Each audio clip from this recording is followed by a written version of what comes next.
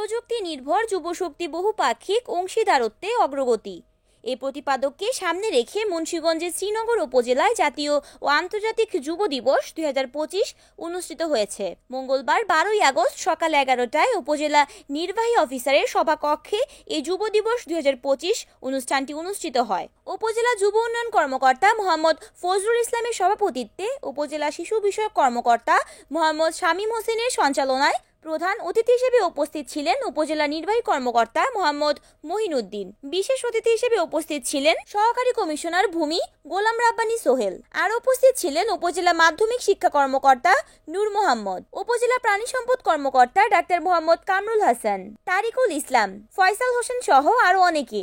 তো এটা কখন আমরা আবার ফিল করব, যখন হচ্ছে নির্ভরশীল জনসংখ্যার পরিমাণটা যখন বেড়ে যাবে, একটা সার্টেন টাইম, একটা নির্দিষ্ট সময় পর পর কিন্তু এটা চেঞ্জ হয়।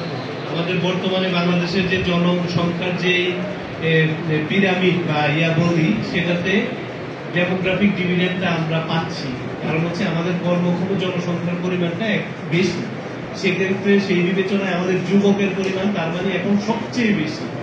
তো এই বয়স, এই সময়টাকে কাজে লাগিয়ে যদি বাংলাদেশ, যেটা বললেন বিভিন্ন দেশের উদাহরণ দিলেন, আমরা যদি মালয়েশিয়া, ভিয়েতনাম, জাপান, যাই বলি, সিঙ্গাপুর, এদের মধ্যে ট্র্যাক যদি আমরা না ধরতে পারি, এখন যদি আমরা আমাদের দেশকে উন্নয়নের যেই মানে আসল স্ট্রিম লাইনিং যদি না করতে পারি, তাহলে এই দেশ আর পরিবর্তনের অনেক কষ্ট পোহাতে হবে আর কি। NAN TV, Munshiganj.